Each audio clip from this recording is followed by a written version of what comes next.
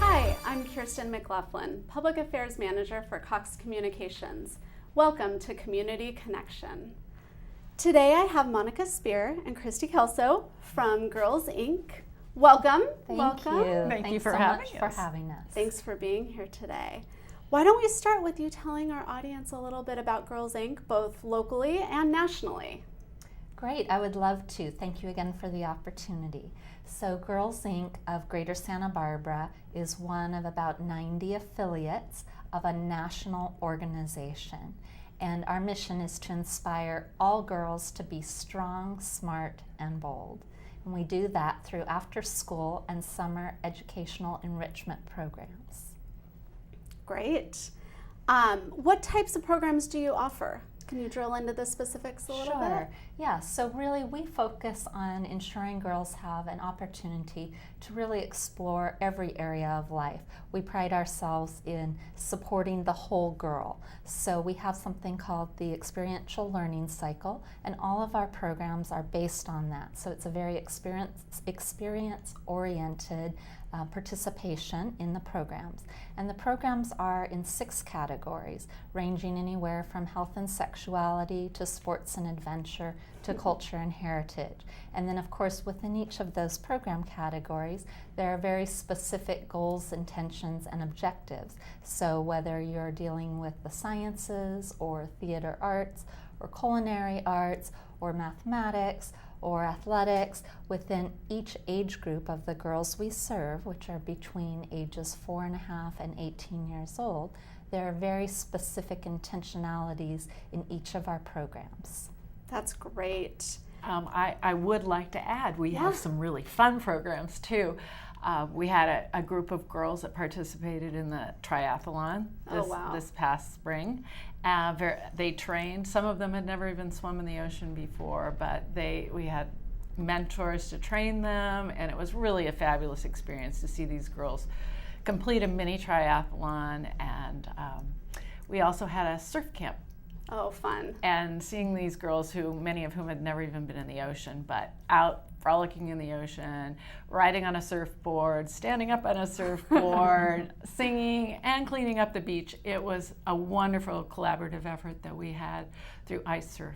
So you sort of touched on it a little bit already, but what makes Girls, Inc. so unique? So the first thing is pretty obvious, and that is that we're a girl-only serving organization. So as it might be also obvious with our mission to inspire all girls to be strong, smart, and bold, it's still very important that girls have an opportunity to be in an environment where it is all girls and where they don't have the outside influences that often they do still in today's society. So that's the first thing that makes Girls, Inc. unique. The second is our programming. So again, we are intentionality-based programming with specific goals and objectives. So we are not just a recreational safe place for girls to be, although we certainly are that as well. And as Christy said, the girls really enjoy the programming. But we also have very specific outcomes that we measure for each of our classes so that we know we're having a drastic and dramatic impact in these girls' lives. Right, of course. And who are the girls that come to Girls, Inc.? Well, we serve a very diverse population. It's pretty reflective of our Santa Barbara Goleta community in terms of that. And as Monica said, they're between the ages of 4 and 18.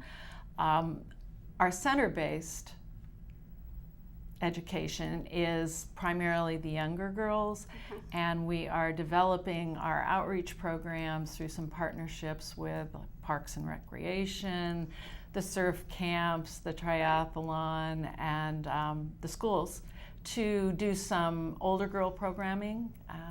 It's a little harder to keep them engaged at a center as they get older, so we're trying to find what's going to really appeal to the older girls and what we can do to continue the good work that the center's done in the younger ages. So tell me a little bit more about your centers. I had the great opportunity to tour your center out here off of Hollister, and it's beautiful, but tell our viewers a little bit about the centers. So we have 2 Girls Inc. centers. One is on East Ortega Street, And that was our first Girls Inc. of Greater Santa Barbara Center, and it was built as a Girls Inc. Center, and it was built in 1968. Oh, wow. So we're going on 47, 8-ish years old. We're hoping actually in the not too distant future to do some upgrading and remodel work there, so people can be on the lookout for that. That will be very exciting for the girls that we serve at that location. And then we also have, as you mentioned, our Hollister Avenue Center, and so that program center opened about 9 years ago now. After a very extensive capital campaign, we raised about $10 million to build that facility.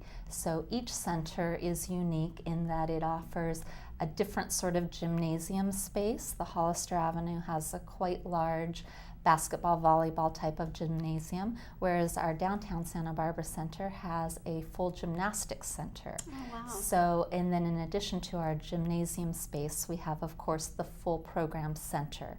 So it's something like a school where we've got a variety of different classrooms and educational spaces that might include a computer lab, a theater, a full kitchen, an art room. So really just a very diverse environment that really supports, again, our programming efforts and really that whole girl experience. Right, right. So tell me a little bit about how your programs are funded. Well, there's lots of fundraising that goes on. Speaking from a board perspective, I can tell you we work very hard on that. And probably close to 70% of our families are on some sort of financial aid. Okay. And so we do have a sliding scale. We do provide scholarship dollars wherever we can. Our goal is not to turn away any girl or family based on financial circumstances. We have 2 major fundraising events throughout the year, one in the fall and one in the spring. Okay. Our fall event is our celebration event, and we usually honor individuals and or organizations from the community that have been particularly supportive of the organization. And then in the spring, it is our 100 Committee Scholarship Luncheon, and that event raises close to half the dollars that we provide in scholarships throughout the year.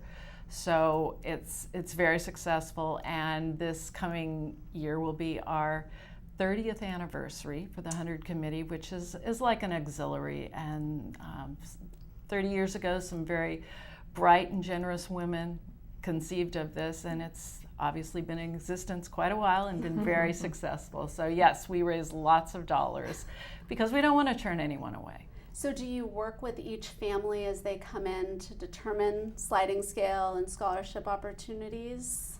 Yes, so we do offer a sliding scale, so some of the revenue from our programs does come from the families. In fact, we ask that every family pay something, even if it's the highest scholarship award, so therefore the lowest pay amount. Really, we see it as an investment, and also it helps enable to give them a voice so they feel like they are contributing something. So we have a sliding scale, and they are always invited to apply for financial aid should they be interested in doing so. And then based on need, we're able to award varying levels of award. So as Christy said, we do a lot of fundraising to offset the awards that we give. We give about $500,000 a year in scholarship aid. So Christy was not exaggerating when she said we work very hard to raise that money, and we're so fortunate to live in this community and so fortunate for opportunities like this to help people learn a little bit more about Girls Inc. because it's important to help support these girls to become the leaders of tomorrow. And one of the most rewarding things is that at these events we often have alum come back and talk about the impact that Girls Inc. has had on their lives and led them really to where they are. And I'll tell you, there's not a dry eye in the house. It is incredibly touching and incredibly impressive to see what these young women have become. And they all credit the work that Girls Inc. does. So it's a really rewarding feeling for me personally and for all the board members, and I know for Monica, her heart and soul is in this organization. So it's really great to see that work years later, and what you've helped to create, really. So can you tell me some of those stories? Mm-hmm. I'm sure you all have a million. Yes, yes. Well, because I've had the honor of being with the organization for a good period of time, of course, I've seen girls who started when they're 5 years old and who are now working in the Pentagon or attending Wharton. So I've really been able to have and develop these lifelong relationships with these girls who are now women. And I have many, many stories, of course, through the years. One that's more recent that particularly stands out is a girl that was a speaker at our 100 committee luncheon in the spring, and she shared her story about at Girls Inc. she had the opportunity to learn about sewing. So a somewhat traditional thing, but these days, and even when she was younger, not necessarily quite as traditional. I mean, I don't know about you, but I don't know how to sew. So anyway, she just fell in love, and she's now gone on to attend the Fashion Institute of Design and Merchandising in Los Angeles and is pursuing a career in the fashion industry. So it really was at Girls Inc. that she not only was exposed to something that started her journey for her lifelong path and passion, but it's also that she's able to do that because of the skills, attitudes, and behaviors she learned through her experiences at Girls Inc. and being determined and knowing that whatever it was she was passionate about, that she had the ability and the perseverance to go for it. Wow, that's great. Christy, how about you? What's one of your favorite stories? Well, one of my favorite recent experiences was just watching a YouTube video, and anybody can access it, hopefully we can let them know how, of the girls at the surf camp. And to see these girls that you knew had never, ever been in the ocean or done anything of this kind. And the group that I surf put it together with music, and it's just this fabulous, uplifting, you can't stop smiling. So I hope everybody will And I'm get assuming a chance. folks can access that through your website? Yes. Great. Absolutely. So as we wrap up today, how can the community get more involved in Girls Inc.? Well, of course, there are a variety of ways, and we would love to have people become more involved.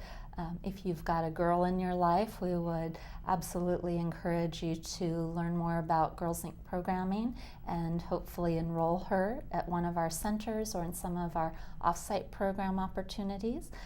People can volunteer. We have volunteer opportunities both working directly with the girls during our daily homework help, or volunteering for the organization in a variety of other ways as well. Of course, giving dollars is important. We do have some upcoming strategic, aggressive goals to reach about 30% more girls with impact, and of course that requires additional funding. So we would very, very sincerely appreciate the support to be able to reach more girls. And I would say in general, just serving as an advocate for girls, really letting girls know there are people, particularly in our community, who care about them and care about their futures. Thank you so much for being here today. This was wonderful. Thank you, very Kirsten. much. And thank you. Until next time, this is Community Connection.